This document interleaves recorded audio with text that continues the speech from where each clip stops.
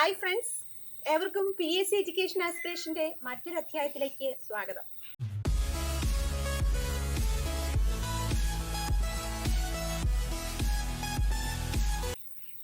കുറച്ച് പരീക്ഷകളൊക്കെ എഴുതി അല്ലെങ്കിൽ അതിൽ എന്തൊക്കെയൊക്കെ മിസ്റ്റേക്ക് പറ്റി വിഷമിച്ചിരിക്കുന്ന ആൾക്കാർക്ക് വേണ്ടിയിട്ട് ഒരു മോട്ടിവേഷൻ ക്ലാസ്സുമായിട്ടാണ് ഞാൻ ഇന്ന് വന്നിരിക്കുന്നത്.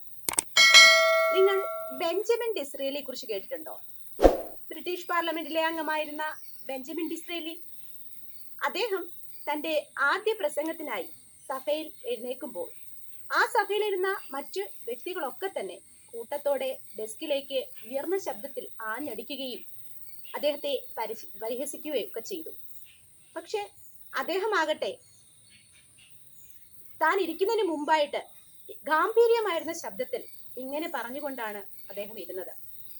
ഇപ്പോൾ ഞാൻ ഇരിക്കുന്നു, എന്നാൽ എന്റെ പ്രസംഗം നിങ്ങൾ കേൾക്കുന്ന ഒരു സമയം വരും. അതെ, അത് സത്യമായി തീർന്നു. അദ്ദേഹം ബ്രിട്ടീഷ് പാർലമെന്റിന്റെ പ്രധാനമന്ത്രിയായി തീർന്നു. വർഷങ്ങളോളം അദ്ദേഹത്തിന്റെ പ്രസംഗം അവരൊക്കെ കേട്ടുകൊണ്ടേയിരുന്നു. അപ്പോ ഇതിൽ നിന്ന് നമുക്ക് മനസ്സിലാകുന്ന ഒരു കാര്യം എന്താണ്?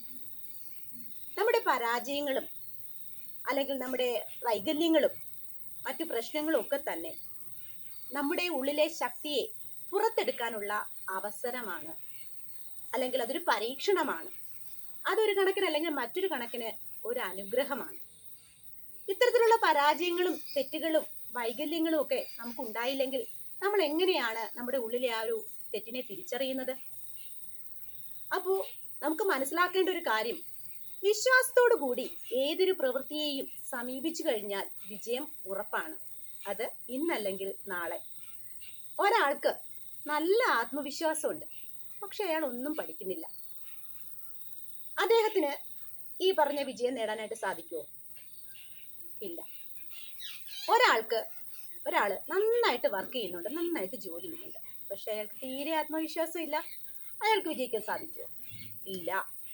അപ്പോൾ വിശ്വാസവും പ്രവൃത്തിയും രണ്ടും പരസ്പര പൂരകങ്ങളാണ്. രണ്ടും ഒരുപോലെ നിൽക്കുമ്പോഴാണ് വിജയം ഉണ്ടാകുന്നത്. നിങ്ങളുടെ പരാജയം സംഭവിച്ച ആ തെറ്റ് എന്താണെന്ന് മനസ്സിലാക്കിക്കൊണ്ട് ഒരു ബുദ്ധിമാനായ വ്യക്തി ആ തെറ്റിനെ തിരുത്തുന്നു. അങ്ങനെ അദ്ദേഹം വിജയത്തിലേക്ക് എത്തുന്നു. എന്നാൽ വിധിയാകട്ടെ ഒരിക്കലും ആ തെറ്റ് അംഗീകരിക്കുകയും അല്ലെങ്കിൽ അത് മനസ്സിലാക്കുകയും ചെയ്യാതെ വിജയത്തിലേക്ക് എത്തുകയും ചെയ്യുന്നില്ല.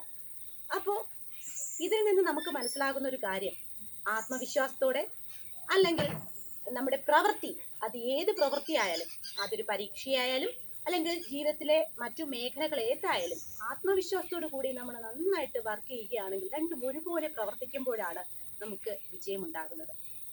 അപ്പോൾ നമ്മൾ ഏറ്റുവാങ്ങിയിരിക്കുന്ന പരാജയങ്ങൾ, നമ്മുടെ തെറ്റുകൾ, വൈകല്യങ്ങൾ, ഇതൊക്കെ നമുക്ക് ആ തിരിച്ചറിയാനുള്ള, നമ്മുടെ ഉള്ളിലെ ആ ശക്തിയെ തിരിച്ചറിയാനുള്ള ഒരു അവസരമായിട്ട് വിനിയോഗിച്ചുകൊണ്ട് ആത്മവിശ്വാസത്തോടു കൂടി നിങ്ങളുടെ പ്രവൃത്തി നിങ്ങൾ തുടർന്നുകൊണ്ടേയിരിക്കുക.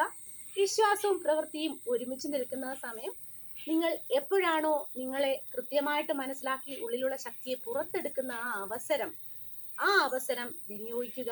ഇങ്ങനെ വിനിയോഗിച്ചുകൊണ്ട് നിങ്ങൾക്ക് ഏത് പ്രവൃത്തി ആയിക്കോട്ടെ അല്ലെങ്കിൽ നിങ്ങളുടെ മേഖല ഏതുമായിക്കോട്ടെ ആ മേഖലയിൽ വിജയം നേടാനായിട്ട് നിങ്ങൾക്ക് സാധിക്കും. ബെഞ്ചമിൻ ഡിസ്രേലി ഒരു ഉദാഹരണം മാത്രമാണ്. അതുപോലെ ഒരുപാട് പേരുണ്ട്. അപ്പോൾ ആത്മവിശ്വാസത്തോടു കൂടി നിങ്ങളും ഇത് തന്നെ മനസ്സിൽ പറയുക, ഞാൻ ഈ ജോലി അല്ലെങ്കിൽ ഞാൻ ഏർപ്പെടുന്ന മേഖല ഏതായാലും അതിൽ ഞാൻ വിജയം കൈവരിച്ചിരിക്കും. അതിൽ മറ്റുള്ള ആൾക്കാർ എന്നെ നോക്കി അസൂയപ്പെടുന്ന രീതിയിലുള്ള ഒരു പദവിയിൽ ഞാൻ എത്തിച്ചേർന്നിരിക്കും എന്ന ആത്മവിശ്വാസത്തോടെ നിങ്ങളുടെ പ്രവൃത്തി നിങ്ങൾ തുടർന്നുകൊണ്ടേയിരിക്കുക. ആരും എന്തും പറഞ്ഞോട്ടെ, നിങ്ങൾക്ക് പരാജയങ്ങൾ സംഭവിക്കുന്നുണ്ടെങ്കിൽ ആ പരാജയങ്ങൾ, അതിനർത്ഥം നിങ്ങൾ ഇപ്പോഴും ശ്രമിച്ചുകൊണ്ടേയിരിക്കുന്നു എന്നാണ്. ഇപ്പോഴും നിങ്ങൾ ശ്രമിച്ചുകൊണ്ടിരിക്കുന്നത് കൊണ്ടാണ് നിങ്ങൾക്ക് പരാജയങ്ങൾ ഉണ്ടാകുന്നത്, അല്ലാതെ ശ്രമിക്കാതിരുന്നിട്ടല്ല. അപ്പോൾ അത് മനസ്സിലാക്കി മുന്നിലേക്ക് പോകുക. Keep going. Thank you.